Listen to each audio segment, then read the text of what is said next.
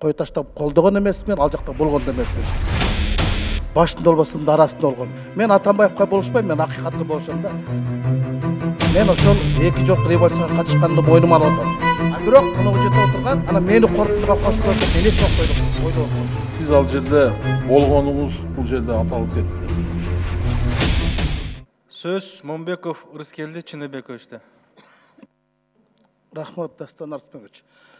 Мен 2005-жылдагы революцияга катышканмын. Керек болсо анын башындагылардын бири болгом. Талас областтык администрациясын басып алып, адамдарды барымта кылган. 2010 революциядагы башында болбосом да арасында болгон. Бирок кой таштагы койгонуңда болгон эмесмин. Урматтуу комиссия мүчөлөрү, мени бул койгонго кошуп койгон экенсиңер, мен кой таштап колдогон эмесмин, ал жакта болгон да эмесмин. Эми мен сиздерге өзүмдүн ушул кой таш боюнча комиссиянын деп коюн мүчөлөрүнө суроолорум бар да. Тынчтыкбек Ыбрайымович, айтыңызчы. Мен Атамбаевка болушпайм, мен акыйкатка болушам да. Ирина Карамушкина менен Асел Кодыраңованын милдеттерин аткарбай, ошол жерде үнсүз макулдук берди дедиңиз. Баяндап бериңизчи ушуну. Урматтуу Ырыскелди Чыныбекович, мыйзамсыз Атамбаевдин, экс-президенттин, анын тарапташтарынын ошо кыймыл аракетинде сиз ал жерде болгонуңуз бул жерде аталып кетти. Так ар бир адамдын саясатчы болобу, башкасы болобу, күнөөсү барбы жокпу, бунун тергөө органдары юридикалык баа берет. Бул жерде ошол массалык маалымат каражаттарынан, башка булактардан, тергөө органдарынан алынган маалыматтын негизинде мамлекеттик комиссиянын корутундусу даярдалды. Жо, мен коштуганда айттым. Асел Кодыраңова, Ирина Карамушкина жөнүндө суроо берип атам. Аларга юридикалык баа берилсин. Кандай баа бериш керек? Аларга юридикалык баа берилсин деген бүгүнкү күндө булардын статусу аныкталган. Булар кылмыш ишинде айыпкер катары аныкталган, баш коргоо чарасы үй камагына чыккан. Бүгүнкү күндө тергөө амалдары жүрүп атат. Эми тергөөнүн жыйынтыгы менен сотко жиберилеби, аны ушу тергөө органдары чечет. Себеби мен бая атап кеткендей, ошол эле массалык маалымат каражаттарында биздин коллегабыз Ирина Юрьевна өзүнүн айткан сөзүндө баягындай мыйзамсыз жолдорго чакыруулары аныкталган. Сиз корутундуну окудуңуз, ошого жооп бербейсизби? Алар үнсүз макулдук берген дейсиз. Кантип макулдук берген? Көзүн ымдаганбы, башын ийкегенби? Үнсүз деп айтам мен. Үнсүз да болгон. Үнсүз да болгон, и кыймыл аракети менен, айткан сөздөрү менен дагы болгон, и колдоосу менен дагы болгон. Ана силер буга кантип юридикалык баа берсин деп аныктап атасыңар? Силер кийлигишпешкенсиңер тергөө ишине. Биз юридикалык баа биз берген жерибиз жок. Жогорку кеңеш юридикалык баа бере албайт. Анда эмнеге башкы прокуратура, тиешелүү тергөө органдары юридикалык баа берсин деп атабыз. Эмне үчүн Бир гана Ирина Юрьевна эмес, коя туруңуз. Сиз 4 саат окудуңуз, мен унчуккан жокмун. Курсан Асановго анда эмне баа берип атасыңар? Курсан Асановго карата бүгүнкү күндө аскер прокуратурасы тарабынан кылмыш иши жүргүзүлүп атат. Ага айып угузулган, баш коргоо чарасы такталган. Анда кошполу койгула, силер корутундуга кошуп атпайсыңар. Биз аны кошконубуз ошол күндөгү хронологияны биз сиздерге жеткиздик. Бул жерде сиздер билсин деп атабыз, и негизинен Кыргызстандын эли билсин деп. Кыргызстандын эли эмне болгонун жапжашынакай билет. Мен ошол эки жолку революцияга катышканды мойнума алып атам. Адамдарды барымтаган мойнума алып атам. Конституциялык палата чыгарып берди, мыйзам арткы иштер битет. Ошол боюнча мен жоопко тартсаңар, мен мойнума алам. А бирок мына жерде отурган ошол Акаев менен Бакиевдин адамдардын бардыгы кийин комиссия түзүп, ана мени корутундуга кошуп коет деп мен эч убакта ойлоп. Убакыт келет, ушул комиссиянын үстүнөн иликтирген комиссия болот. Мен корутундуга калыс эмес, кыысы түшүп калган алыс болуптур. Курсан Асановго орден бериш керек болчу, орден бериш эмес керек болчу. А орден берип тургандарга силер орден берипсиңер. Ушул бу комиссиянын корутундусу. Ким ишелет ушундай корутундуга? Бир жакта таяктын эки башы болот, адамдын бир эле башы болот да. Жок дегенде күч структуралар жетекчилерин дагы жоопкерчилигин жазып койбойсуңарбы? Ошончолук эркиңер болсо. Күч структуранын жетекчилеринин жоопкерчилигин биз карай албайбыз. Анда депутаттарды эмнеге карайсыздар? Биз өкмөткө тапшырып атабыз. Аны депутаттарды эмнеге фамилиясын жазып, генералдарды жазып атасыңар? Жазып атпайбыз. Опунбаев, Жунушалиев деп. Жазып атпайбыз. Опунбаев, Жунушалиев. 10 секунд. қошып қойдыңызбы? Сұныштамаға қошып қойсаңыздар, сілерден бұдан бұйтап кеткеніңер, ақиқаттан бұйтап кеткеніңер. Сілер тауапкершілікті емес, жауапкершілікті мойныңа алдыңдар. Бірақ кейін жауапкершілікке жауап бересіңдер. Рыскелді Чыныбекович, мен сізге түсіндіріп берейін. Мемлекеттік комиссия, сіз ұқпасаңыз, мен başqalarına түсіндіріп берейін. 20 мемлекеттік комиссияның мүшелері, ал жерде коллегиальный орган, бардығы доғышменен шешілген. Андан тышқары тиішті комитеттің қорытындысы долбоору даяр. Бүгін жогорку кеңеш ошо токтомду кабыл алат. Сиз сунуштарыңызды берсеңиз болот. Мына азыр ушул жерде чечилет. Рахмат, кейінгі сөз Қасмалиева Аида Камчыбековнада. Рахмат.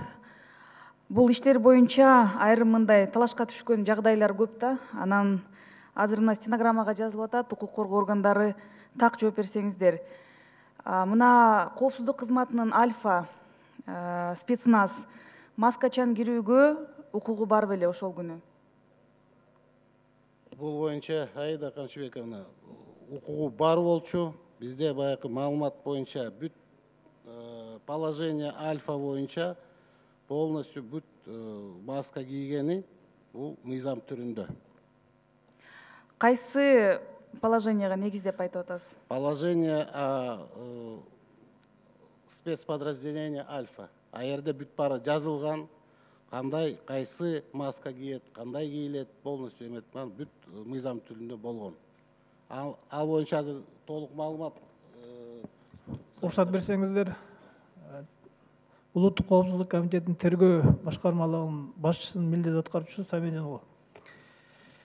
Биздин мыйзамыбыз бар, закон об органах национальной безопасности, статья 25. Ошо беренеде жазылган, что сотрудники органов национальной безопасности для обеспечения личной безопасности при выполнении служебных обязанностей используют шлемы, бронежилеты и другие индивидуальные средства защиты. Маска деген ошо иные средства защиты кирип кетет. В целях обеспечения собственной безопасности могут использовать маски при исполнении служебных обязанностей. Жана дагы бул боюнча суроо болду. Мурдагы президенттин үйүнүн территориясына кирип жатканда кызматкерлер өздөрүн тааныштырганбы? Уруксат берсеңиз, мен жооп берип коеюн. Ал тууралуу видео доказательстволорубуз бар. Эшигин такылдатып ачканга аракет кылган. Биздин балдар келген кезде эшик жабык болчу, дарбазасы. Такылдатып ачканга аракет кылганда таш ата башташкан. Ошол себептен забордон секирип түшүп, ичинен эшикти ачууга мажбур болушкан Альфанын кызматкерлери. Бул тергөөдө дагы бар видеозапистер, доказательстволор бар, биз көрсөтө алабыз керек болсо. Дагы бир жагдай массалык маалымат каражаттарында дагы дайыма талкууга түшөт да. Ошол жерде турган адамдар мамлекеттик коопсуздук кызматкеринин же болбосо спецназ Альфа экенин кантип билишмек? Же булар террористтерби, же бандиттерби кантип айырмалай алышмак да? Уруксат берсеңиз, мен жооп берип коеюн. Мамлекеттик улуттук коопсуздук комитетинин төрагасынын биринчи орун басары. Биз ошол жерде тыкылдатып киргенде охрананын балдары, биздин ошол жерде охрана кылган балдар, биздин статуттер таныган. Андан кийин биз ошол киргенибизден кийин Фарид Ниязовго биз официально представить эткенбиз. ГКМдан келдик депчи. Ирина Юрьевна, пожалуйста. Дагы бир жолу кайталап койсоңуз, стенограмма боюнча мына башталды дейлик, келишти, эшикти тыкылдаттыңыздар, анан кантип эл билет? Эшикти ачпагандан кийин биз ошол жерде таш атуу болгон. Таш атуу болгондо биздин көп ошол 7-8 балабыз жаракат алган. Анан ошол биз эми как сотрудник правоохранительных болгондон кийин любой преступление психотечибиз керек болчу. Андан экинчиден ошол Атамбаевди алып келүү токтомун берүү үчүн забордон ашып кирген балдарчы. Киргенден кийин Фарид Ниязовго жолуккан бизге. Ошол жерде Ирина Юрьевна отурган жерде биз айтканбыз, ГКМдан келдик депчи. Мурдагы президентти коргогон ошол мамлекеттик коопсуздук кызматынын кызматкерлери ошол жагдайда кандай кадамдарга бара алат эле укуктук жактан?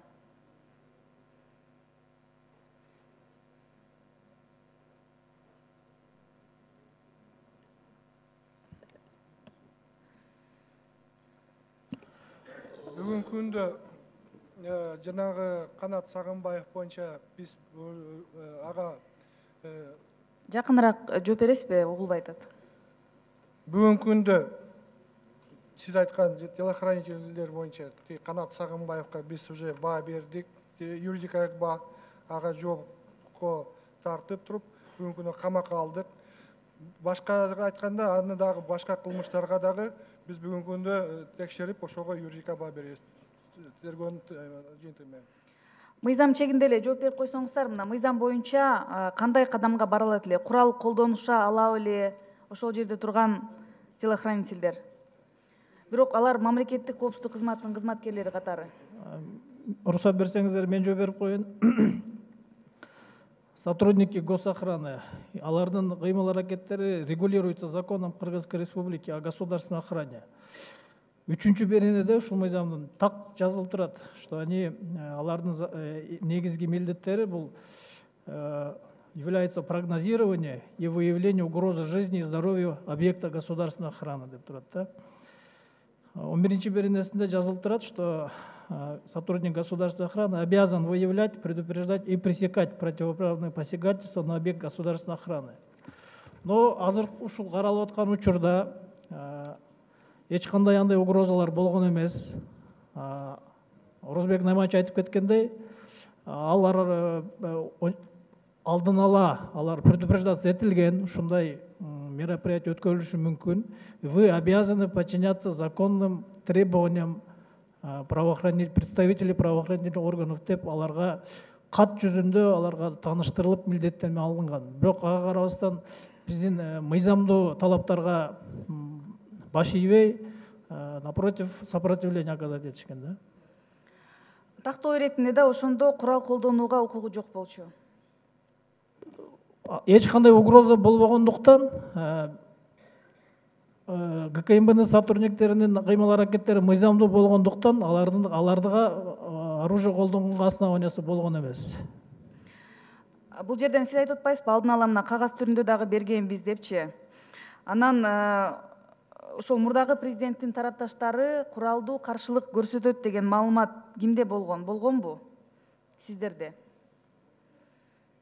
Андай маалыматтар болгон, оперативдик дагы анан ачык маалымат каражаттарына дагы өзү дагы айткан, келсеңер курал колдонуп наградное оружием бар, атам деп айткан, аны баарыңыздар деле уктуңуздар, көрдүңүздөр. Андан башка оперативтерде көп маалыматтар болгон, что они собираются оказать вооруженное сопротивление дегенче. Андан тышкары таштарды, башка оружие боло турган нерселерди даярдашкан деген дагы маалыматтар болгон. Ташты төккөндөрү, даярдагандары ачык эле телевизордон деле көргөзүлдү, өзүңүздөр деле көрдүңүздөр. Рахмат. Ушул бардык биздин бүгүн стенограммага түшкөн маалыматтар иликтөөгө жардам берет деген үмүт бар. Мен дагы суранып кетет элем, мына комиссиянын башка мүчөлөрү дагы бүгүн мына убакыттан пайдаланып атайын карап атабыз. Өзүңүздөр дагы ой пикирлериңиздерди жакшылап билдирсеңиздер, менимче жардам болот да, адилеттүү жана объективдүү караганга.